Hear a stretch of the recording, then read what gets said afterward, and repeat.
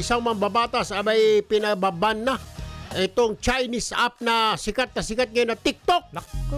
Sa ibang bansa, ban na ito eh. Oo nga, ba't sa atin? Nasa linya po si Manila 6th District Congressman Bienvenido Benny Abante. Magandang umaga po, Congressman Benny Abante. This is Erwin Tulfo and Aljo Bendijo. We are live at PTV Network nationwide at Radyo Pilipinas. Good morning, Kong Benny. Partner, ang galing mo pa rin mag-host. Anyway, sir. Good morning po. Ay, ano ho ba ito? Medyo may mga napataas ho ang kilay. Yung mga mataas na yung followers sa TikTok, medyo napataas ho sila na medyo nagagalit dahil bakit simpleng katuwaan, yung iba hindi ko alam kung mayroong monetary compensation ng TikTok. Pero nagagalit sila. Bakit naman daw pati ito papakialaman pa ni Congressman Benny Abante? Kung ano reaksyon nyo rito at bakit nyo ba ipinagbabawal ho ito, sir? Salamat, makapagpapaliwanag ako, no? Sige po. Alam mo, kinakailangan po naman na atin pong pangalagaan ang national interest ng ating bansa. Mhm. Laban dun sa mga bansa na gumagawa ng masamang paraan sa atin, no? Po. Kaya meron po akong pinail na House Bill tungkol dyan. Mhm.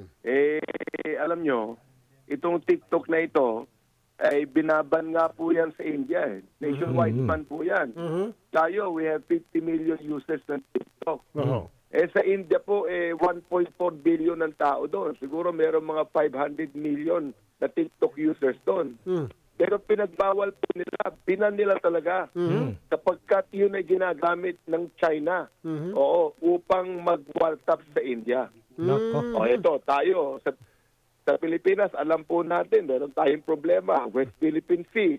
Pagkatapos yung mayor ng Bambantarlac. Mhm. Pagkatapos yung mga naka-enroll doon sa Cagayan University. Tinanong ko yung St. Paul, sabi nila, 800 ang naka-enroll doon. Kuya Erwin, no? At nagbabayad ng $10,000 per person per course. Bakit hindi sa Metro Manila?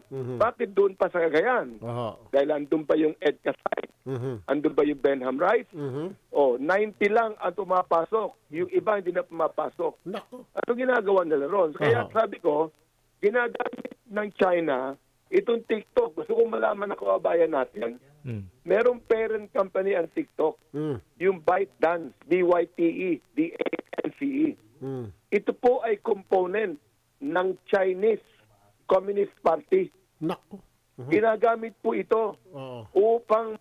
upang tumanggap ng data at mag-ipon ng data mula sa mga bansa na kanilang nais-ispayan. Mhm. Mhm. Yan ay kasama ang Pilipinas. Oo. Kaya lahat po ng mga TikTok users natin, gusto kong malaman ninyo, yung inyong personal data nasa China na. Nako. Lahat ng gumagamit ng TikTok. Mhm. So therefore, ito pong TikTok pwedeng gamitin ng China para mag-gather po ng intelligence data laban sa Pilipinas. Yun ang Oo. problema. Kaya ho ako dyan. po yung nakikiusap sa ating TikTok users. Mhm. Alam ko, game lang po naman yan. Opo. Magaling po ang China. Nagbibigay ng game app sa atin.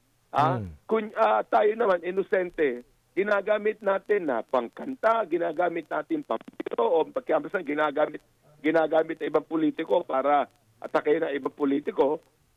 Atin naman, bigyan ng importansya ang national security ng bansa natin. Oh. Meron ho kayong na-file na resolution yata? Kong, may nag-file ho yata kayo ng House resolution para i-ban na ito. Ano na hong balita ron? Well, ano yun ang pinahal ko actually, bill, no? Bill. To Opo. ban or regulate. Pag-uusapan pa yan sa committee. Palagay Opo. kasama ka dyan. Opo. Pag-uusapan yan kung ito ay ibaban natin Opo. o i-regulate natin. Yun na naman sa akin. Alright. Oo. Okay. Kaya alam nyo, matindi na ang ginagawa ng China. Kita nyo, pati ang UK. Oh, wala na rin. Amerika. Oo, gustong iban ang TikTok sa Amerika, sa UK, sa Norway, sa Nepal. Just imagine, Nepal. Lahat. Sa Indonesia po. binan na po ang TikTok. O tayo ba magiging linya tayo dito? Habang ginagamit po ang TikTok para sa mga laro, para sa mga kanta, samantalang ini-spray na tayo ng China. Yun, okay. Sige Okay. po. Maraming salamat. Congressman Benny Abante Jr., Manila 6th District Congressman. Maraming salamat po, Kong. Magandang umaga po. Morning. Salamat po, salamat. Thank you. Kuya Eddie, salamat.